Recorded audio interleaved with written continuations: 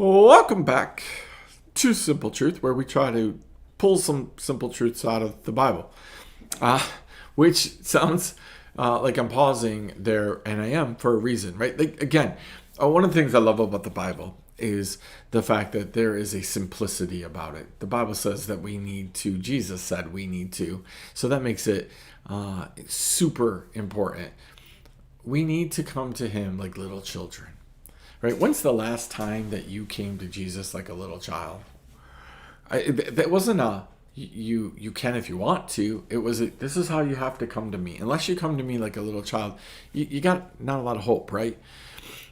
Jesus wants us to understand as we're reading through the Bible. There's some pretty complex stories. There's things like just got done saying, I don't understand this story. It really bothers me. The one that we're going to cover now in 1 Samuel chapter 21.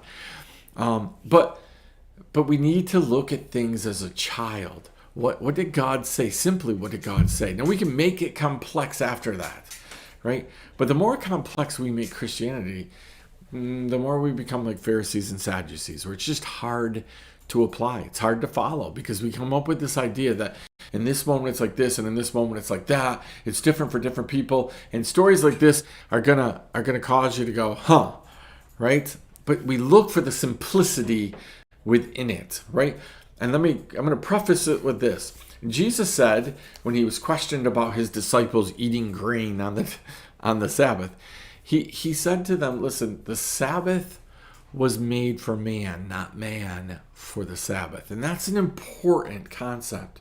God said at the very beginning that creation was made for man. He put it under man, not man was under creation. That's super important. Right? We live in a world where things are getting a little crazy. People are thinking all kinds of things. Right? God said that creation He placed under Adam to take care of it. All these things. Right? So we're looking at the concept. The concept is simple. Right? Then the application gets a little bit tricky because God knows that men love to push the envelope. Right? So God said rest on the Sabbath. Right? Now all of a sudden you got man trying to figure out what that is. Well, for me, resting, my rest days, I get to piddle around the house and do stuff. That is restful to me. Right? Not under time crunch, just get to relax and do things.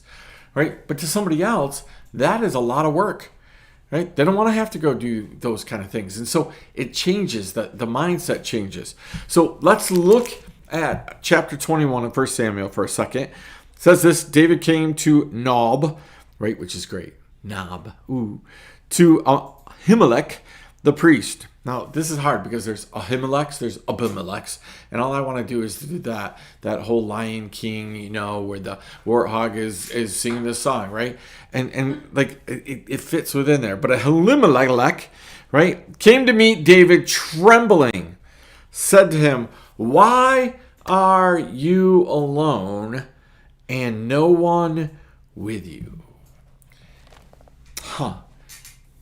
Do you ever stop and simply think, that's weird?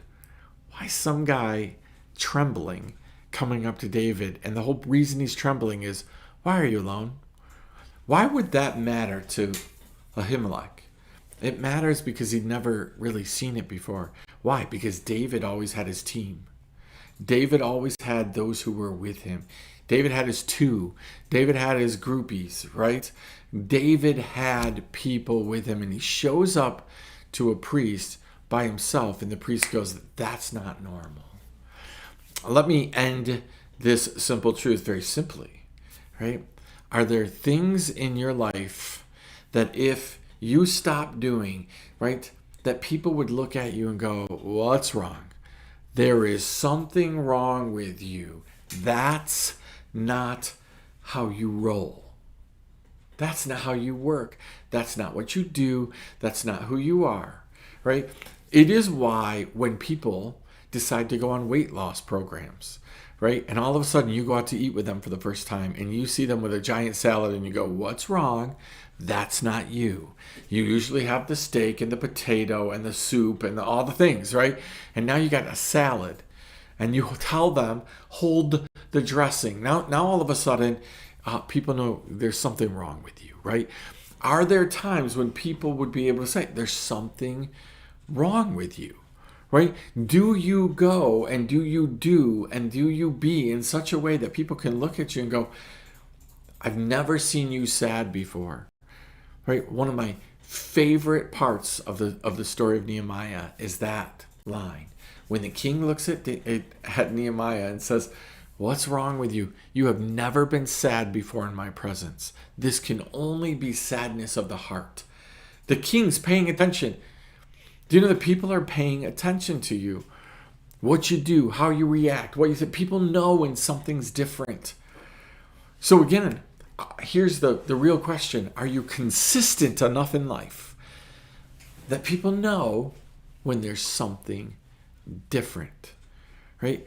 That is super important. That is something that you should be able to think about, chew on for a whole bunch of time. Are there things in your life that are consistent enough that when they stop, people go, what's wrong with you?